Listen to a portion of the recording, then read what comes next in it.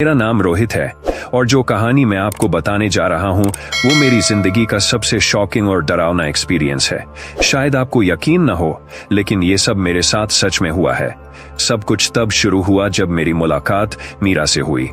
वो एक बहुत ही खूबसूरत लड़की थी, लेकिन उसके साथ कुछ अजीब था जो मुझे हर बार उलझा देता था। हमारी पहली मुलाकात शहर के एक पुराने गार्डन में हुई थी। मीरा के चेहरे पर हमेशा एक अजीब सी उदासी रहती थी, लेकिन जब वो मुस्कुराती थी तो सब कुछ नॉर्मल लगने लगता था। जल्द ही हमारी दोस्ती प्यार में बदल गई और हम रोज उसी गार्डन की एक पुरानी बेंच पर मिलते थे। मीरा हमेशा वहीं मिलती थी, जैसे वो बस मेरा इंतजार कर रही हो। मैंने कभी कभी उससे पूछा कि वो इतनी उदास क्यों रहती है, लेकिन वो हमेशा बात बदल देती थी। फिर भी उसके साथ वक्त गुजारना मेरे लिए सबसे ज्यादा इम्पोर्टेंट बन गया था। एक दिन मैंने प्लान किया कि मैं मीरा को सरप्राइज करूंगा। मैंने उसका घर ढूंढने का सोचा। उसने एक बार कैजुअली अपने घर का जिक्र किया था, तो मैं उस एड्रेस पर चला। क्या जब मैं वहां पहुंचा तो जो मैंने देखा उसने मुझे अंदर तक हिला दिया। घर पुराना और पूरी तरह से वीरान था, जैसे वहां कई सालों से कोई नहीं रहा हो। दरवाजा टूटा हुआ था और अंदर सब कुछ धूल से ढका हुआ था। मुझे कुछ समझ नहीं आया। मैं वहां एक पड़ोसी अंकल से मिला और पूछा, अंकल, यहाँ मीरा नाम की लड़की रहती है ना? अंकल ने थोड़ा हैरान होकर मुझे देखा और कहा, बेटा, तुम किस मीरा की बात कर रहे हो? इस घर में एक लड़की मीरा थी, लेकिन वो 10 साल पहले मर गई थी। उसकी मौत काफी अजीब थी। एक शाम वो गार्डन में मेरी हुई पाई गई थी। लोग कहते हैं उसका भूत आज भी उसी गार्डन में रहता है।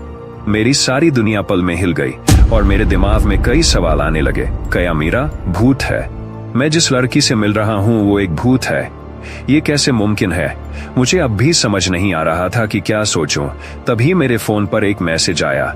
जब मैंने फोन देखा तो मेरी सांसें थम गईं। मैसेज मीरा का था, मुझसे उसी गार्डन में बेंच पर मिलो। मुझ में इतनी हिम्मत नहीं थी, लेकिन फिर भी पता नहीं क्यों मैं उस गार्डन पहुंच गया।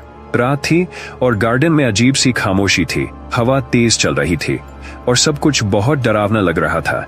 जब मैं बेंच के पास पहुंचा, मीरा वहीं थी, लेकिन उसका चेहरा पीला था और आंखों में अजीब सी लाल चमक थी। उसकी मुस्कान वैसी नहीं थी जैसी पहले होती थी। मैंने हिम्मत करके पूछा, मीरा, तुम कौन हो? क्या तुम सच में? इसके आगे मैं कीच बोल न सका। मीरा ने थोड़ी देर चुप रहकर कहा, रोहित, तुम्हें सब सच जान लेना चाहिए। मैं सिर्फ एक याद हूं। मैं कभी वापस नहीं आ सकती। मैं इस दुनिया से जा चुकी हूं, लेकिन तुम्हारा प्यार मेरी आखिरी उम्मीद था। अब वक्त आ गया है कि तुम मुझे अलविदा कहो। उस वक्त मेरी आंखों के सामने मीरा धीरे धीरे हवा में घुल गई।